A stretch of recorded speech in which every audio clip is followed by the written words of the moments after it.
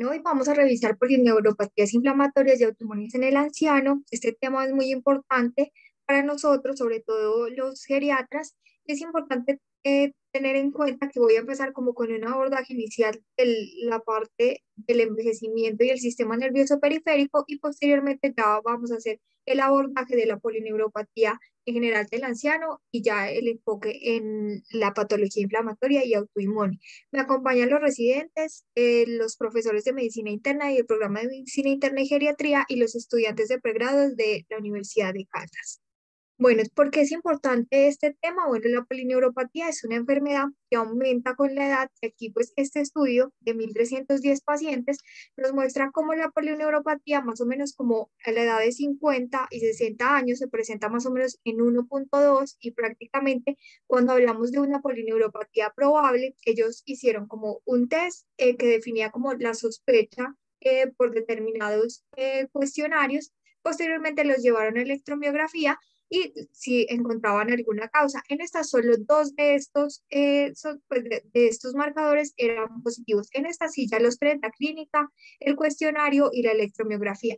Y vemos cómo en los pacientes de 60 aumenta ya en un 4% y ya en los mayores de 80 vemos que este porcentaje aumenta ya hasta un 13%, pero mucho más importante tener en cuenta que nos quedamos con diagnósticos de probable, de probable polineuropatía en estos pacientes, más o menos en un 8% en los pacientes de 60 y está en un mayor, en los mayores de 80 hasta un 31%. Y esto pues es importante tenerlo en cuenta y esto pues influye sobre todo por el envejecimiento y los cambios a nivel del sistema nervioso central.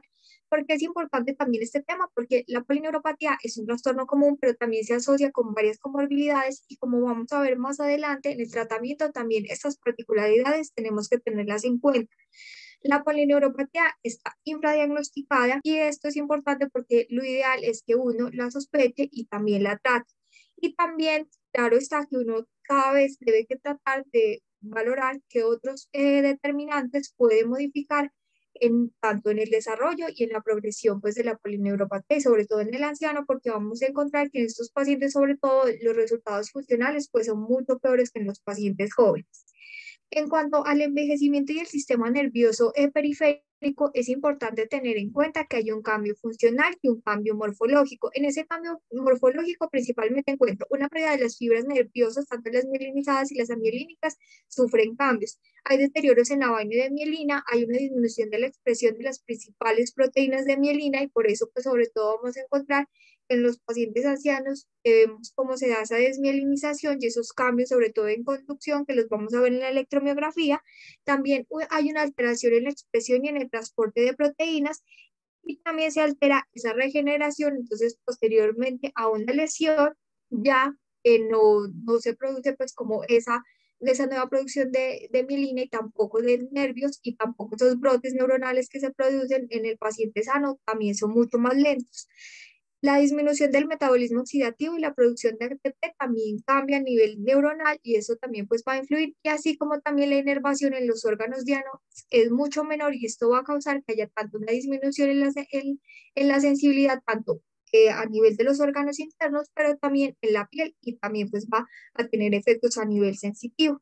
Entonces vemos cómo, pues este es un estudio en animales, este es un ratoncito que inicia más o menos como a la edad, cuando él está pues como en la edad madura y vemos cómo posteriormente va disminuyendo esa velocidad de conducción a medida que pasa la edad. Lo mismo pasa con la amplitud de potencial de acción, que este sí es de manera más lineal y vemos cómo el grosor de mielina también disminuye y el número de las fibras de mielina también disminuye.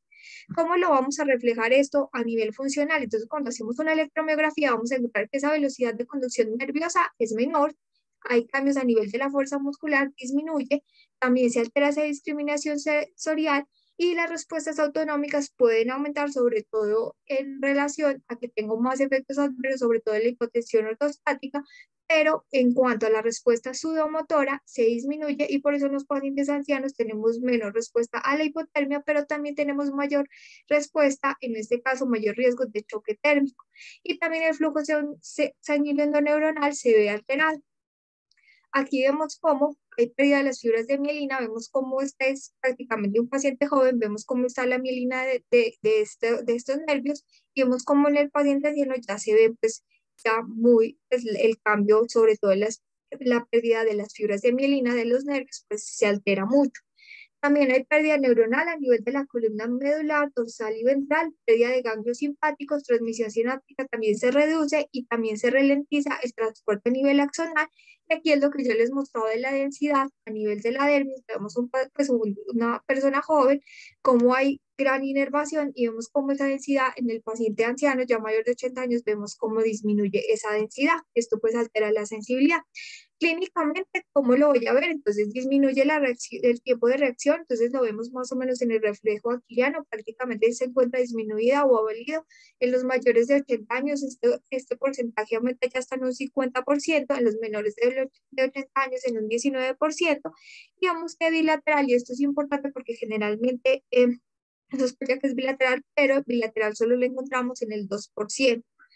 También vemos que la disminución en la velocidad del movimiento se altera, la fuerza muscular disminuye en un 30% y el reflejo rotuliano yo lo voy a encontrar disminuido hasta en un 26% de los pacientes mayores de 60. Así como también ya a nivel sensorial se altera a nivel de la sensibilidad vibratoria y también a nivel de la posición táctil dolor, y por eso hasta el 13% cuando se valora la propiocepción de la luz se encuentra alterada.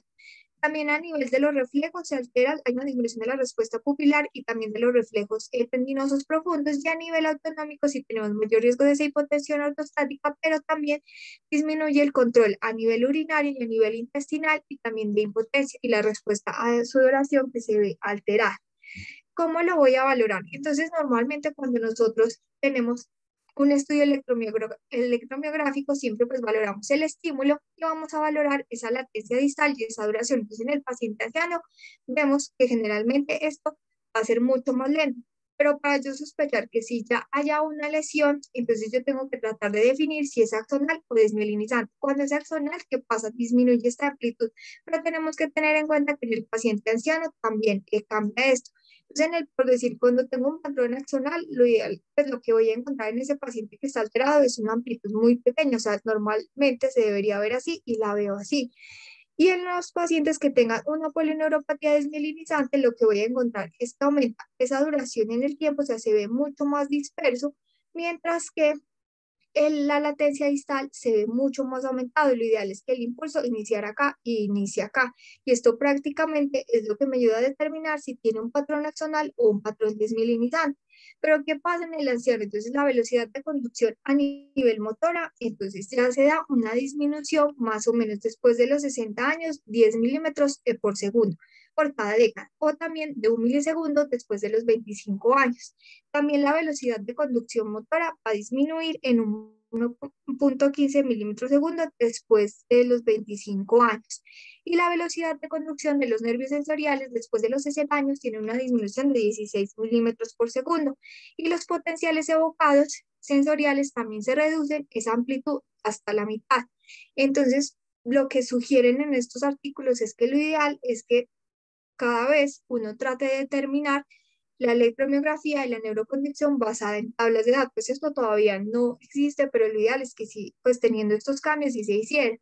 Ahora, todos podríamos decir, con estos cambios del envejecimiento, prácticamente todos deberíamos pues estar asustados porque disminuye la velocidad, disminuye el tiempo de latencia, disminuye la amplitud. Pero entonces, ¿a qué pacientes voy a estudiar y en qué pacientes voy a sospechar una polioneuropatía? Pues en ese paciente sintomático y en ese paciente en que esté afectando tanto su calidad de vida y su funcionalidad. En esos pacientes que tengan síntomas sugestivos de polineuropatía y se está afectando esto, voy a estudiar y voy a empezar a determinar si tiene una polineuropatía.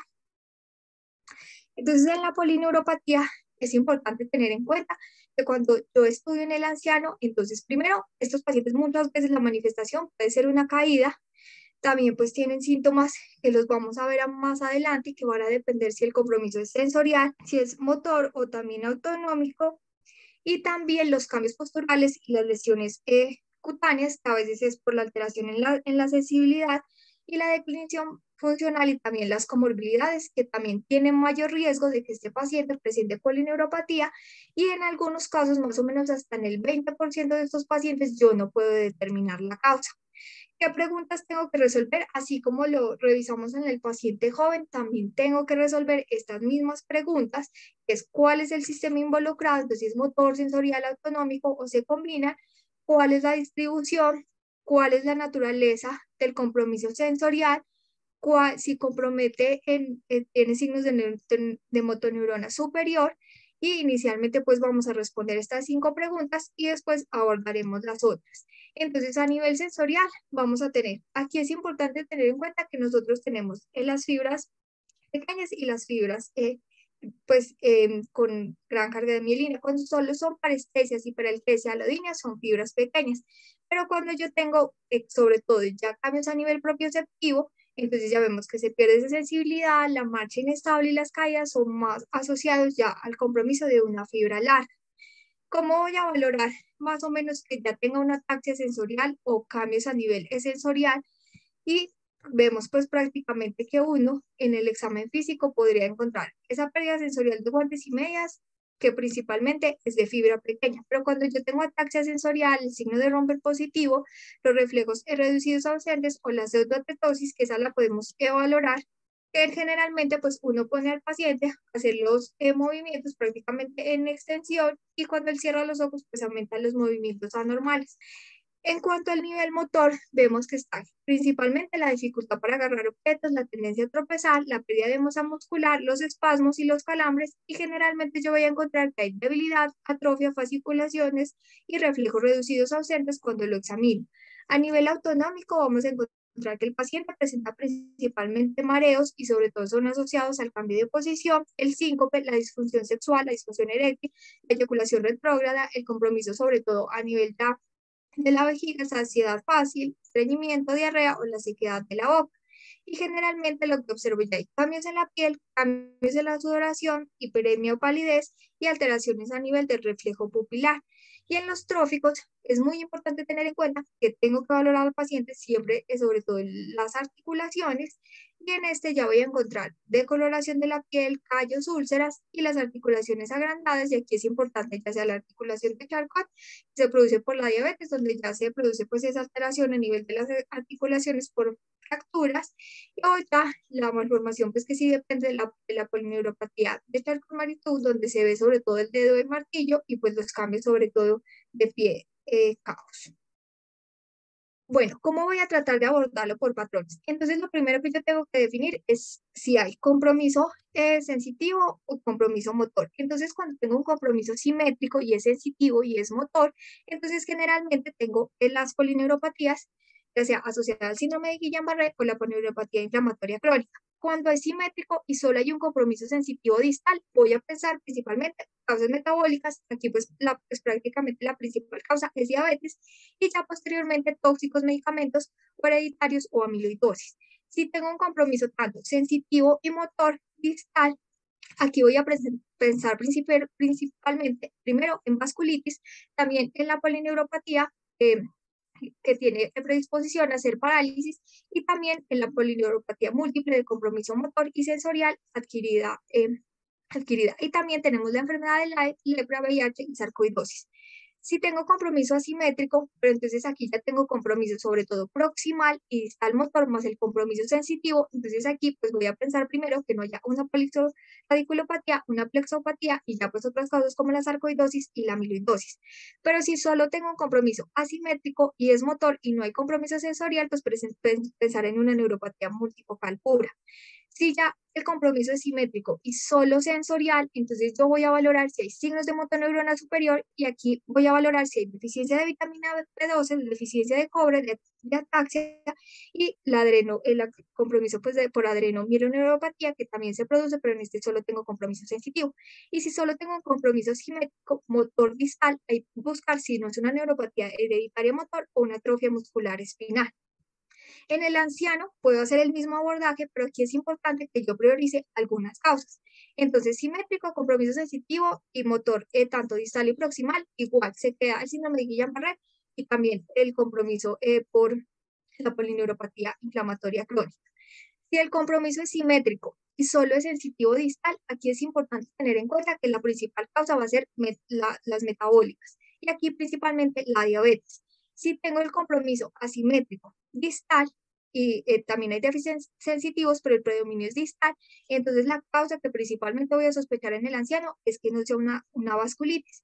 Si tengo del déficit tanto debilidad y sobre todo asimétricos proximales y distales, aquí voy a pensar pues que no haya un compromiso de una eplexopatía o una polirrodepilopatía. Y también aquí pienso si no hay diabetes. Y si la debilidad es asimétrica pero sin déficit sensitivo, entonces aquí vas a buscar pues cualquier neuropatía motora. Y si es sensitivo distal pero sin cambios pues o muy pocos cambios motores, aquí pensar primero en una causa metabólica, posteriormente tóxicos y ya después pensar que no se trate de una gamapatía de significado incierto o una causa idiopática. Volvemos al adulto con los otros patrones, entonces vemos, es simétrico, pero aquí ya hay un compromiso proximal, ya hay compromiso a nivel vulvar y del cuello, pues aquí la esclerosis lateral amiotrófica, y en el compromiso asimétrico, pero sobre todo de nivel sensitivo, pero aquí ya tengo compromiso de esas fibras largas, sobre todo pues con pérdida propioceptiva, que está pues la neuropatía sensorial, y en el anciano, si ya tengo ataque sensorial, pues pensar que no se trate de una neuropatía sensitiva, pero también tengo que tener en cuenta que la posible causa en el paciente anciano puede ser una causa paraneoplásica. En la afectación autonómica predominante, aquí principalmente, pues tengo tanto para el adulto, el joven, primero la diabetes y ya después pensar en porfiria amiloidosis, enfermedad de Fabry. Aquí, ¿cuál es la diferencia del adulto con el joven? Es que en el joven voy a pensar también en antecedentes familiares para descartar que no tenga una neuropatía autonómica hereditaria, mientras que en el anciano la primera causa es la diabetes o ya la polineuropatía adquirida crónica. Es importante tener en cuenta cuando yo reviso las causas de polineuropatía en el anciano, entonces siempre buscar los factores de riesgo, pero los factores de riesgo donde va a derivar siempre generalmente son secundarios, entonces pensar diabetes, deficiencias vitamínicas, las enfermedades autoinmunes, los medicamentos y los tóxicos. Pero cuando vemos que en ese paciente no tiene riesgo, entonces aquí empiezan esas polineuropatías inflamatorias crónicas o el síndrome de Guillain-Barré, dependiendo del curso, como sospecha. Y vemos cómo en esos pacientes, sobre todo de ancianos que se hace el nuevo diagnóstico, más o menos hasta en un 20% tienen o hasta en un 50% de estos pacientes presentan sin factores de riesgo como posible causa y como un nuevo diagnóstico. Entonces ya hemos respondido prácticamente qué sistema compromete, qué distribución tiene, qué naturaleza tiene, pero ahora para mí, ¿qué me ayuda a determinar qué curso tiene? Entonces, si es agudo o subagudo, crónico, o pues si tiene algún antecedente de un evento, o una toxina o algún medicamento que utilizó. Pero en el paciente anciano, voy a tratarlo de resumir si es agudo o crónico, dependiendo de las otras semanas. Si es agudo, es importante tener en cuenta que voy a sospechar de entrada que sea un síndrome de Guillain-Barré, seguido de una vasculitis y posteriormente como otra causa los medicamentos. Si es crónico, voy a sospechar que no sea, pues primero las causas metabólicas o también pues todo lo de deficiencias, las neoplasias, las hemopatías, las tóxicas, las inmunológicas, y aquí también entra pues, la polioneuropatía inflamatoria crónica, y ya en hereditarios las dejo como de últimas, o pues si yo encuentro pues algún tipo de deformidad, pues pensar en una hereditaria de inicio tardío. Entonces ya entrando a las polineuropatías inflamatorias, entonces tenemos la de presentación aguda, que es el síndrome de Guillain-Barré. Aquí tener en cuenta que esta es la causa más común de parálisis flácida, más o menos en el 11% de estos sujetos están hospitalizados y son mayores de 65 años. Cuando uno compara la prevalencia entre los 30 y los 75 años, vemos como a los de 30 es 1 por 100.000 y en los mayores de 75 es 4 por 100.000. Aquí tener en cuenta que entre más tarde inicie este tipo pues, de enfermedad, tiene peor pronóstico y más o menos a los 70 años se ve 8.6 casos por 100.000 habitantes en algunos reportes. ¿Cuáles son las manifestaciones más comunes? Entonces tenemos que está la polirrodiculopatía pues desmielizante inflamatoria aguda, pero sobre todo en el anciano vemos sobre todo la neuropatía axonal motor aguda y la neuropatía axonal sensorial motor aguda, ya menos común el síndrome de Billy-Fletcher o la neuropatía panautonómica. ¿Cuál es la fisiopatología pues, de esta enfermedad? Entonces, generalmente hay un antecedente de una infección, pero aquí es importante tener en cuenta que esta respuesta inflamatoria va a ser desproporcionada, generalmente sigue, sobre todo ya hay factores de riesgo que hacen que sea excesiva y esto es lo que genera esa infiltración a nivel tanto de macrófagos, linfocitos y que genere la destrucción a nivel de la mielina de ese nervio. Por eso uno lo diga como una enfermedad querida, monofásica y de origen autoinmune. Cuando vemos y comparamos en el paciente anciano, vemos que en cuanto a las manifestaciones no son distintas al paciente joven. Aquí el grupo uno son los pacientes mayores de 60 años. Claro está que pues, el grupo de los de 60 años era menor de 100 pacientes y prácticamente los de no ancianos eran casi de 450. Entonces vemos como las manifestaciones son similares, pero cuando comparamos los paraclínicos, vemos que los pacientes ancianos generalmente tienen mayor linfocitopenia, tienen mayor hiponatremia, tienen mayor hipoalbuminemia y mayor hiperglicemia. En cuanto a los trastornos de la función hepática y hipocalemia, no se mostró pues ninguna alteración. ¿Cómo generalmente se ve manifestada esta enfermedad? Entonces hay una debilidad simétrica de las piernas, principalmente pues avanza desde las piernas hasta los brazos, y esto generalmente lo veo que inicia más o menos como las 2 semanas y prácticamente ya las 4 semanas es como el pico pues prácticamente de esa debilidad, pero no dura menos de 8 semanas y eso pues es lo que me ayuda a diferenciar lo de la polineuropatía inflamatoria crónica. Aquí otra característica, generalmente hay dolor en la cintura escapular, espalda y en la parte posterior del muslo, y es una característica común que empiece el dolor y posteriormente la debilidad. Pero en los pacientes ancianos puede estar o no puede estar. También puede haber ya compromiso de los músculos faciales en aproximadamente el tercio de los pacientes y pueden requerir asistencia ventilatoria. Se observa en el examen físico la pérdida de los reflejos osteotendinosos. Generalmente, aquí esto es una característica, que hay pocos síntomas sensitivos, la disfunción autonómica puede ser variable y el síndrome de Filler-Fletcher, que en este caso se presenta por oftalmoparesia, ataxia y reflejos ausentes, también se puede presentar.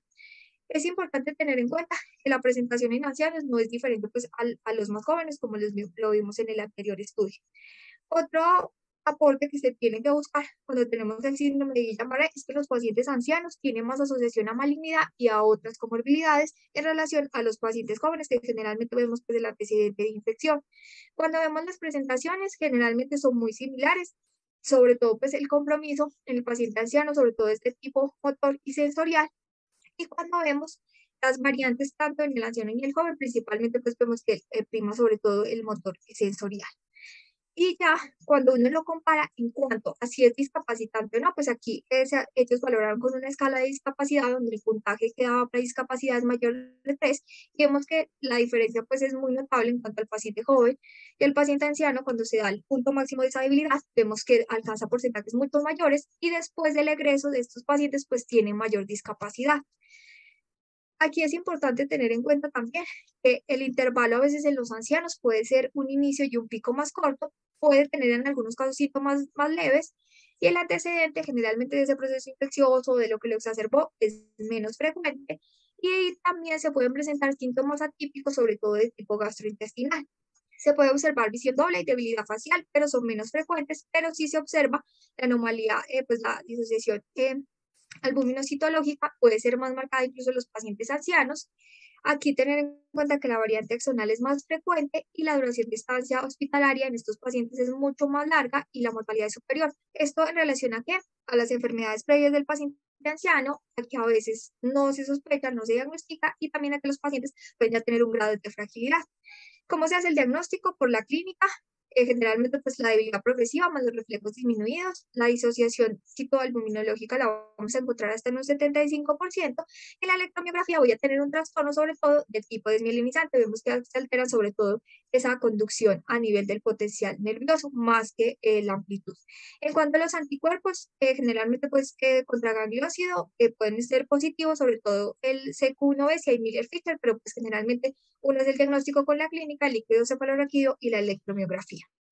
¿Cuál es el manejo en estos pacientes? Aquí es muy importante pues que estos pacientes tienen que estar en UCI o en unidad de cuidado intermedio y lo voy a hacer con la inmunoglobulina intravenosa o la plasmaféresis. ¿Cuál de las dos es superior? No, las dos tienen, son muy similares, pero lo importante es que se inicie lo más temprano posible. Con la inmunoglobulina intravenosa recomiendan que lo ideal se aplique dentro de las primeras 2 semanas, con la plasmaféresis 4 semanas. Aquí tener en cuenta los factores de riesgo, el paciente anciano tiene mayor riesgo de complicaciones, se debe hidratar muy bien al paciente y aquí es muy importante que si yo sospecho que mi paciente está haciendo una meningitis aséptica, que es una reacción adversa, utilizar esteroides. El riesgo también en los pacientes ancianos es del evento trombótico y también de hipocalcemia y la cefalea. Ya en los pacientes que utilizamos plasmaféresis, entonces tener en cuenta la hipotensión, la hipocalcemia y muchas veces tenemos que hacer la reposición con gluconato de calcio. Y si por el catéter, pues tenemos mayor riesgo de sangrado y neumotórax y las comorbilidades, pues también predisponen a mayor riesgo de complicaciones. Cuando se compara cuál de las dos en cuanto si hay diferencias en efectividad de utilizar la una o la otra, o si hay diferencias del paciente joven o el paciente anciano, generalmente se utilizan las dos y pues les va bien, pero la hospitalización sí es mucho peor pues para el paciente anciano y el peor pronóstico también es para el paciente anciano, pues tiene peor pronóstico. También es importante tener en cuenta que cuando yo tengo un síndrome de Guillain-Barré, esto no responde a corticosteroides y necesita rehabilitación física. Aquí es importante la rehabilitación física, evitar el sobreesfuerzo porque esto genera fatiga crónica y ya después su paciente va a quedar con fatiga. La terapia ocupacional, sobre todo para mejorar esos síntomas de discapacidad y el dolor, pues, requiere una terapia agresiva y recomienda pues inicialmente en la revisión con gabapentin y también manejo de la ansiedad y la depresión y siempre valorar si el paciente tiene soporte social. Entonces vemos que es un manejo más allá solo pues de dar el tratamiento en el paciente anciano. En cuanto a los factores pronósticos, entonces lo que les decía que si el paciente inicia mayor de 70 años, pues tiene peor pronóstico, si requirió ventilación mecánica tiene peor pronóstico, si la escala de funcionalidad es peor, también tiene peor pronóstico, en este subtipo axonal también tuvo peor pronóstico. En cuanto a la recurrencia, es importante tener en cuenta que si yo tengo un síndrome de Guillain-Barré, generalmente solo voy a tener una recurrencia, pero tener en cuenta que esto es muy raro y si yo tengo pues una infección puede darse, pero siempre valorar la duración porque si pasa ese tiempo de 8 semanas, puede ser que lo que yo tenga sea una polineuropatía desmielinizante crónica y no un síndrome de Guillain-Barré. Otros factores que me hacen sospechar que no es un síndrome de Guillain-Barré y siempre tengo que tenerlo en mente, entonces que sea más de las 8 semanas, que tenga compromiso sensorial truncal, que cuando yo valore haya hiperreflexia y no es la hiporreflexia, que la debilidad no sea simétrica sino asimétrica, que los síntomas sensoriales sean los más prominentes, que también haya sobre todo la disfunción a nivel intestinal y de vejiga como síntoma inicial, y vemos que no, que en el síndrome de Guillain-Barré es sobre todo la debilidad motor, o que haya una severa disfunción respiratoria, pero él no tenga pérdida de la fuerza en miembros inferiores, entonces eso me hace sospechar que pueda tener otro diagnóstico. Y aquí, a pesar que es muy raro que yo tenga hiperactivos los reflejos profundos con un antiglócido positivo, entonces esto tampoco pues concuerda con el diagnóstico. Ya en la polineuropatía inflamatoria crónica, entonces aquí es importante tener en cuenta que desde 1890 se describió, y aquí esta es importante porque la describieron como la neuritis recurrente, y esto pues es porque puede tener un curso progresivo o recidivante. La presentación es muy variable, se puede presentar a cualquier edad. ¿Qué es lo que refieren en cuanto a la diferencia en la edad de presentación? Es que en los pacientes jóvenes generalmente hacen recaídas, o sea, ahí sí es el curso recurrente, pero en el paciente anciano tenemos un curso más progresivo. Cuando valoramos en cuanto al porcentaje, también es una enfermedad de pacientes ancianos, vemos que prácticamente entre los 70 y 79 años estima un 6 a un 7%, pero en los mayores de 80 hasta un 32%. Inicialmente se consideró una variante de síndrome de Guillain-Barré, pero ya vemos pues que esta tiene un curso más prolongado. Aquí también el compromiso es predominante motor y generalmente entre mayor edad pues tiene mayor riesgo de generar la discapacidad significativa. Principalmente afecta a hombres mayores de 50 años. Es importante tener en cuenta aquí en la fisiopatología que hay destrucción inmunomediada de la mielina. Y por eso vamos a encontrar que sobre todo es muy ávida para esas fibras que tienen, esas fibras grandes que son las que mayor tienen mielina. Entonces, tanto motor y sensorial me va a comprometer a nivel motor el control muscular, pero sensorial se va a las fibras grandes y no a las pequeñas. Entonces, principalmente voy a tener compromiso de la vibración y compromiso propioceptivo. El cambio genera infiltración tanto celular, o sea, tanto de anticuerpos y tanto celular. Linfocitos CD8, natural killer y el macrófagos van a atacar a la mielina. Y generalmente son esos nervios fuertemente mielinizados. Entonces uno más o menos, da esto va a suponer cuáles son las manifestaciones. ¿Qué contribuye el envejecimiento a esta polineuropatía inflamatoria crónica, pues que disminuye las células reguladoras, que cambia pues esas células de vírgenes, y esto pues va a facilitar que aumente sobre todo la respuesta mediada por las células TH17, y esto va a generar que ese macrófago aumente, pero aquí ese macrófago puede ser senescente y esto va a facilitar la producción de factor de necrosis tumoral y va a tener más efectos proinflamatorios, así como también hay mayor producción de interferón y interleuquina 5, y esto va a generar sobre todo que en el paciente anciano tenga un curso mucho más severo, que sea peor y que en este caso pues tenga una polineuropatía pues con peores resultados en cuanto a discapacidad. En cuanto a las manifestaciones clínicas, ahí ya vemos pues la diferencia solo con el síndrome de Guillain-Barré, porque esta tiene un inicio más insidioso, la debilidad sí es generalizada, y aquí ya vemos cómo la ataxia sensorial, por ese compromiso de las fibras propioceptivas, también se da, entonces tengo compromiso motor y de fibras propioceptivas. Puede haber dolor neuropático, temblor postural, y la fatiga significativa también es un signo característico. En cuanto al examen físico, encuentro la debilidad simétrica, compromiso de la sensación vibratoria y la depresión o ausencia de los reflejos osteotendinosos. Aquí es importante tener en cuenta el curso de esta enfermedad es generalmente gradual, y que el límite pues o el máximo de síntomas lo voy a tener a las 8 semanas. Aquí podemos ver cómo el compromiso, pues en cuando se compara en el anciano con el adulto y el joven, vemos que prácticamente el inicio crónico es más del anciano, por eso es mucho más tardío a veces, y también el compromiso, sobre todo sensoriomotor, y que tenga menos recaídas, por eso dice que es más crónico, es en el paciente anciano, a diferencia pues del paciente joven, donde el compromiso motor y principalmente este sí tiene varias recaídas. ¿Qué nos sugieren cuando yo estoy sospechando una polineuropatía inmunomediada crónica? Entonces, primero, que yo descarte las otras causas. Entonces, tengo que hacer un hemograma completo, un panel metabólico, una función hepática, cómo está la hemoglobina glicosilada, cómo está la función tiroidea, una electroforesis, una inmunofijación, valorar cómo está PCR, el ABCG, cómo están las serologías de hepatitis, los ANAS, los ANCAS y el factor hematiteo, antes de decir que se trata solo de una polineuropatía inflamatoria crónica.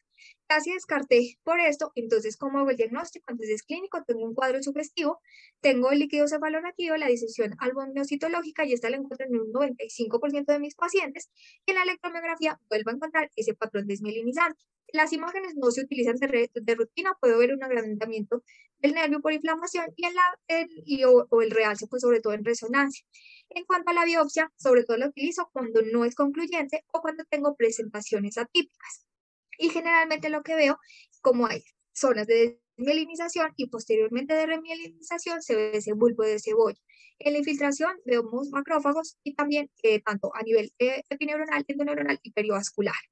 En el tratamiento, en la primera línea es inmunoglobulina intravenosa, pero entonces aquí doy la dosis de inducción y doy la dosis de mantenimiento prácticamente a completar 6 semanas. Estos pacientes se deben premedicar con acetaminofén, difenidramina y corticosteroides intravenosos. Y la plasmaféresis la hago de 5 a 10 intercambios por días alternas las primeras 2 o 4 semanas y continúo con dosis de mantenimiento. Y los corticosteroides utilizo la prednisolona también como inducción, y puedo utilizar la dexametasona máximo 4 semanas. Generalmente con estos tratamientos la respuesta global es del 50 al 70%. Si es refractaria, doy corticosteroides prolongadas. Aquí en cuanto a las manifestaciones atípicas, entonces vemos cómo ya juega mucho, pues no solo ese componente motor, sino en los atípicos vemos en cuanto si hay compromiso de la neurotina, vemos que ya tenemos que generalmente se presentan pacientes más jóvenes, y aquí sobre todo los síntomas motores, porque puede tener un curso más subagudo, más la ataxia, generalmente pues puede estar asociada. Y también vemos el compromiso, en este caso, del síndrome de Lewis-Sumer, que en este caso es de esa polineuropatía motora sensorial desmielinizante adquirida, que aquí el compromiso no es tanto simétrico, sino hay un compromiso motor asimétrico y el curso pues es más crónico, entonces esta también es una presión, una manifestación atípica. Y en el compromiso motor, aquí es importante tener en cuenta que se asocia a que hay anticuerpos contra esos nódulos de Ramsay y también contra gangliósidos, y esto pues es lo que se asocia a ese curso crónico y que se presenta sobre todo en pacientes jóvenes. Y el compromiso, que generalmente en este solo es distal, entonces aparece predominante distal, pero también compromisos sensoriales, sobre todo sobre los motores. Entonces vemos aquí que generalmente uno utiliza en la que es el típico, generalmente corticosteroides, inmunoglobulina y el intercambio plasmático. En cuanto al compromiso motor, aquí vemos pues la debilidad, Aquí tener en cuenta que esta tiene pobre respuesta a los esteroides, pero uno utiliza pues, la inmunoglobulina y el cambio plasmático y nos ayuda.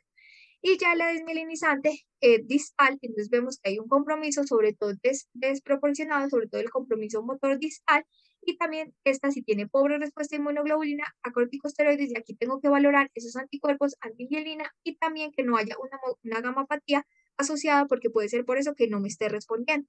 En cuanto al compromiso de la neuropatía motor y sensorial desmielinizante en multifocal adquirida, es importante tener en cuenta que en esta puedo tener compromiso a nivel de neuropatía craneal, pero me responde bien al tratamiento, aunque el 50% evoluciona a una polineuropatía inflamatoria crónica. Y ya también tengo solo el compromiso sensorial, entonces aquí tengo predominio pues de compromiso sensorial y este sí responde a anticorticosteroides y inmunoglobulina. Aquí pues la diferencia va a ser que en los nervios motores pues no tengo una alteración y generalmente pues tengo que hacer biopsia para el diagnóstico. Recomendaciones con los corticosteroides: lo ideal es que el paciente anciano también se trate tempranamente y lo ideal es que haga el control con hemoglobina, con electrolitos, con el panel hepático, con pues descarte hepatitis, descarte tuberculosis y VIH en los pacientes que tengan de alto riesgo y pues cualquier exposición a drogas. Es importante tener en cuenta los factores de riesgo, glaucoma, osteoporosis. Entonces, estos pacientes se tiene pues que hacer la densitometría y aquí es importante que se haga la profilaxis para neumocistis girovesis con trimetoprim y también se dé el suministro de calcio y vitamina D y los cambios en las modificaciones de los hábitos de vida. En cuanto a la inmunoglobulina, tengo que checar la función renal y también medir la inmunoglobulina A. ¿Por qué? Porque estos pacientes tienen mayor riesgo de anafilaxis. Monitorizar los signos vitales y pues hacer la premedicación. Con la plasmaféresis, aquí es importante que yo cheque esos factores de coagulación porque si están bajos, tengo que ya sea ponerle plasma fresco congelado, pues tengo que hacer la transfusión respectiva o los electrolitos, principalmente la hipocalcemia, porque yo tengo que hacerle corrección con gluconato de calcio. Y en el rituximab, entonces primero hacer el panel de hepatitis, de tuberculina, hacer pues la vacunación. Y aquí también en los pacientes ancianos tengo que tener en cuenta que tienen mayor riesgo de infarto y de eventos pulmonares y también de insuficiencia cardíaca grave. En cuanto al pronóstico, vemos que cuando uno lo compara, los pacientes jóvenes con el paciente anciano tiene peor pronóstico, entonces también tenemos que tenerlo en cuenta, sobre todo en la parte funcional. En cuanto a la neuropatía vasculítica, esta es importante tenerla en cuenta, tenemos que ser ese dolor, la debilidad distal y pérdida de la sensibilidad, generalmente es distal, entonces tenemos ese pie, esa mano caída dolorosa, hay pérdida de peso, fatiga, artralgias y mialgias, y aquí es importante porque también tengo compromiso ya sea pulmonar, riñón o de tejido o de tracto gastrointestinal. Se puede presentar esa neuropatía múltiple, aguda o subaguda. Aquí tener en cuenta que muchas veces el inicio es repentino y puede ser multifocal, súbita o progresiva, aunque en el anciano se puede presentar una evolución más lenta. Y en los pacientes mayores de 65 años tiene una neuropatía incapacitante más o menos en el 23% de los casos. También tengo que buscar la causa secundaria, ya sea una vasculitis sistémica, entonces aquí pues con los ANGAS y la BCG elevada. Si es una causa asociada a una enfermedad reumatológica, entonces mínimo los ANGAS el factor reumatoideo. Y en neoplasias también tengo que buscarlas, infección, hepatitis B, C y VIH, y en los tóxicos también pensar en cocaína. Aquí vemos generalmente que la neuropatía en la polioiditis microscópica se presenta hasta en un 40 al 50%. En la granulomatosa, que tengo ese compromiso renal, vemos que se presenta hasta un 15 o un 20%. Y en la granulomatosis eosinofílica vemos como la prevalencia aumenta hasta un 70, a un 60, a un 70%, y pues aquí pues, la eosinofilia pues me ayuda mucho. Y ya en las vasculitis de mediano vaso, la poliarteritis nodosa se presenta hasta un 75%, pero aquí es importante que yo siempre valore que no haya hepatitis B porque puede ser desencadenado por esto, y el compromiso es renal, los aneurismas arteriales o la hipertensión o el dolor abdominal. En cuanto a la artritis reumatoide, se puede presentar hasta un 40 al 50% de la neuropatía y puede ser se asocia generalmente pues a un inicio tardío de la artritis reumatoide seropositiva. El síndrome de Sjögren, aquí pues los síntomas Zika, también pues la raya antilo, y aquí generalmente pues se ve en la biopsia el infiltrado linfocítico. Aquí la hepatitis C, generalmente tengo una neuropatía del 65% y hay esos síntomas de artritis, de glomerulonefritis y Zika. Y en VIH también tengo pues esa neuropatía vasculítica. En medicamentos, aquí pues los inhibidores del factor de necrosis tumoral, la miomicina, los inhibidores del checkpoint y a nivel de la cocaína también está asociada. La malignidad, generalmente rara, pero sí tengo que buscar con antivirus si están presentes. Generalmente lo que encuentro en la electromiografía es una hemoneuropatía múltiple o puedo encontrar pues que sea de tipo axonal asimétrica. La biopsia generalmente pues se recomienda en los pacientes que tenga duda, generalmente pues se recomienda del nervio sural, radial o del peroné superficial y esto aumenta el rendimiento en un 60 al 70% y lo que voy a ver aquí como el compromiso es a nivel de los vasos, generalmente un engrosamiento perineural y de neurovascularización. El tratamiento en este sí lo hago con corticosteroides y si no responde, pues o lo puedo hacer con rituximab, ciclofosfamida. El metrotexate ya lo utilizo pues como ahorrador de esteroide y si encuentro que es asociada a hepatitis B, C o VIH, pues la terapia antiviral, el manejo del dolor neuropático siempre en estos pacientes. En cuanto a la neuropatía idiopática de fibras pequeñas, entonces aquí tener en cuenta que voy a encontrar fuerza normal, reflejos tendinosos profundos normales, la electromiografía me sale normal, entonces yo me puedo ayudar de las pruebas autonómicas o de la prueba cuantitativa del reflejo axonódico sudomotor que puede estar alterado. Y evitar, es importante que cuando hago yo esta prueba debo que evitar antihistamínicos y antidepresivos. Generalmente en los ancianos la causa más común es diabetes mellitus, pero pues puede tener otra causa pues de enfermedad autoinmune, pero pues esta es la principal causa. La neuropatía diabética, tener en cuenta que aquí los síntomas sobre todo son sobre todo autonómicos y pues tengo factores de riesgo asociados y también pues está la sensibilidad distal disminuida y si encuentro pues electrodiagnóstico anormal, pero entonces aquí pues hacer la hemoglobina glicosilada, la prueba de tolerancia a la glucosa en ayunas que van a estar alteradas. En cuanto a la asociada gamopatía monoclonal, entonces aquí ya vemos pues que puede haber algún tipo de lesiones, pero generalmente esta tiene una evolución más lenta, también es del tipo desmielinizante y aumenta con la edad. Los exámenes van a variar dependiendo de la presentación y las pruebas pues, electrodiagnósticas nos van a salir anormales y que generalmente se asocia a gamapatía monoclonal, sobre todo a menudo de predominio de inmunoglobulina M. En cuanto a la neuropatía relacionada con la enfermedad de tejido conectivo, ya hay puede haber que yo tenga ya el antecedente de alguna enfermedad reumática, aquí vemos los reflejos tendinosos disminuidos, los cambios sobre todo se dan a nivel de sensación distal disminuida y las pruebas electrodiagnósticas pueden estar alteradas. Y generalmente pues tengo positividad de alguno de los anticuerpos. En el síndrome de Sjögren, recordar fibra pequeña, la neuropatía sensorial atáxica y también tiene sobre todo cambios de polineuropatía desmielinizante, pero compromiso autonómico o vasculítico. Aquí pues solicito los anticuerpos, hacer el test de Schimmer y generalmente estos pacientes pues se benefician de inmunoglobulina, sobre todo si tiene en este caso compromiso de fibra pequeña y de ataxia y de neuropatía sensoriomotora. Los esteroides también en pacientes que tengan sobre todo compromiso sensorial se benefician y el rituximab lo doy con estos pacientes que tienen tratamiento refractario y ya pues otros tratamientos dependiendo pues de si quiero ya ahorrar esteroides. El lupus eritematoso sistémico, entonces generalmente tengo compromiso de fibras largas, también fibra pequeña y vasculítico, pues solicito pues losanas, inicio pues con corticosteroides, sobre todo si tengo compromiso de fibra grande y ya la ciclosporina, el micofenolato para ahorrar pues esteroides. En artritis reumatoide también hay compromiso de fibra grande y compromiso sensoriomotor, así como también solo la moneuropatía sola. Generalmente, pues hago valoro si tiene los criterios, en este caso, pues solicito el factor reumatoideo, el anticuerpo anticitrulinado, y aquí es importante tener en cuenta pues que inicio el tratamiento con corticosteroides y los glucocorticoides si no responde pues con ciclofosfamida. En cuanto a la escleroderma, también generalmente hay compromiso de fibra sensorial, entonces vemos que el compromiso sobre todo es esta de tipo sensorial, solicito pues los anticuerpos específicos y aquí es importante tener en cuenta que los beneficios en cuanto al tratamiento no está tan establecido, sobre todo para los de fibra grande, pero si hay una mononeuropatía, sobre todo del mediano, pues la descompresión y pues el esteroide inyectado. Y en sarcoidosis también vemos que sobre todo tengo fibra pequeña, compromiso sensorial, en la polidorodeculopatía, y aquí pues hacer pues los anticuerpos, aparte de eso pues la radiografía, y aquí pues, la terapia inmunomoduladora, también puedo utilizar inmunoglobulina G, infliximab y ya pues en los corticosteroides. En enfermedad de Behçet también, neuropatía vasculítica y compromiso sensorial, aquí pues tengo las úlceras que me hacen sospechar. Y aquí es importante pues que puedo utilizar corticosteroides, interferona, citopina o metrotexate. Y a nivel sobre todo el compromiso gastrointestinal por enfermedad inflamatoria intestinal vemos que se presenta esa polineuropatía desmielinizante, el compromiso de fibras pequeñas, y aquí pues el tratamiento lo hago con esteroide, inmunoglobulina y pues también con la plasmaferis. En la enfermedad celíaca, recordar que también tengo sobre todo compromiso sensorial, y aquí pues evitar el gluten, y pues aquí solicito pues los anticuerpos antiladina y los antitransglutamas. Aquí es importante también en los ancianos la neuropatía paraneoplásica, antecedentes y factores de riesgo de esto, tabaquismo, porque principalmente se asocia a tumor sólido de pulmón. Voy a encontrar los reflejos disminuidos, compromiso a nivel sensorial, las pruebas de electrodiagnósticos resultan normales y los anticuerpos anti-U pues, van a estar positivos. En la polineuropatía amiloide familiar o adquirida, entonces aquí pues el antecedente familiar de displasia de células plasmáticas y los reflejos osteotendinosos van a estar alterados, pero también tengo compromiso sensorial y autonómico.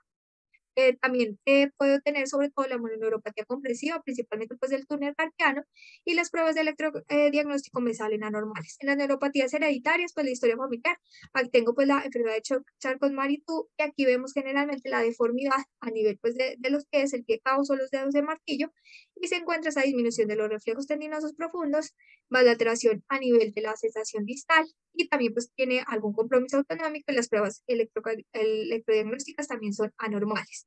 En cuanto al micofenolato, es importante tener en cuenta que estos pacientes deben hacerse más o menos cada semana, mientras el primer día de inicio de tratamiento, el hemograma y todo el perfil metabólico. Al después repetirlo a las 2 semanas, los primeros, cada 2 semanas, los primeros 2 a 5 meses y mensualmente el primer año. Es importante que yo cheque función hepática y en los pacientes que tengan un tipo de alteración en la función renal tenga que medir esos niveles plasmáticos y hacer el screening anal para cáncer de piel. Con aciatropina también valorar sobre todo si tienen en este caso algún tipo de mutación para el metiltransferasa pues tiopurinas antes de iniciar el tratamiento y ya después a las cada 4 semanas repetir función hepática, creatinina y hemograma porque generalmente los factores de riesgo que tengo son toxicidad de la médula, infección, malignidad, náuseas, vómito, hepatotoxicidad y mialgias. Con ciclofosfamida, entonces también el hemograma, el uroanálisis, el perfil metabólico cada 6 meses. Aquí el riesgo sobre todo son en médula ósea, infección y a nivel de gastrointestinal y por toxicidad en estos pacientes. El metrotexate, también panel metabólico completo, 2 veces al año y también pues la radiografía de tórax por el riesgo de fibrosis. Aquí los eventos trombóticos, sobre todo en pacientes ancianos, de diabetes, aquí pues la supresión de médula ósea, las enzimas hepáticas siempre se deben que tomar y ya sea infección o de enfermedad pulmonar, que es el riesgo. El tratamiento en estos pacientes tiene que incluir también rehabilitación física, terapia respiratoria si hay sobre todo el compromiso pulmonar, la prevención de atrofia muscular, los cuidados de la piel, la compensación de la discapacidad con algún apoyo ortésico, el apoyo psicológico, psicofármacos si el paciente tiene depresión, ansiedad o la terapia ocupacional. Recordar que si tengo compromiso motor, principalmente pues pienso en síndrome de Guillain-Barré, en una polineuropatía inflamatoria crónica, o también intoxicación por plomo o polineuropatías hereditarias o fármacos. Pero si es sensitivo, tengo amiloidosis, diabetes mellitus, sobre todo pues tipo carenciales, vitamina B12, lepra, síndrome de Sjögren, sarcoidosis o uremia. Y ya si yo lo divido por desmielinizantes o axonal, recordar que en esta tengo debilidad sin atrofia, pero pues generalmente es asimétrica y los reflejos pues están disminuidos. Y generalmente estas se presentan para proteinemia, síndrome de Guillain-Barré, infecciones y neuropatía hereditaria. Entonces por eso vemos que generalmente solicito exámenes que me orienten pues a determinar si no, pues buscando esta causa. Y a nivel axonal, que se ve esa atrofia con compromiso distal y reflejos comprometidos que principalmente se presentan en diabetes, vasculitis, autoinmunidad, porfiria, enfermedad de Charcot-Marie-Tooth y en sarcoidosis. Entonces vemos que prácticamente cuál patrón me ayuda a determinar qué exámenes. Y finalmente termino con la polineuropatía en el anciano. Primero, pues siempre tenemos que valorar los cambios de envejecimiento, pero si el paciente es sintomático, se debe estudiar, siempre estudiar la causa secundaria, inicialmente metabólica, autoinmunidad, neoplasias y la vasculitis. Y es importante que la inmunoterapia se debe de dar lo más temprano posible, así como también el tratamiento ajustado a las comorbilidades y que requiere un manejo multidisciplinario donde tenemos que ser sobre todo muy juiciosos con la rehabilitación y el manejo del dolor. Y ya posteriormente, pues seguramente veremos en las investigaciones cómo se adecúan las tablas en cuanto a electromiografía y neuroconducción en relación a la edad. Muchas gracias.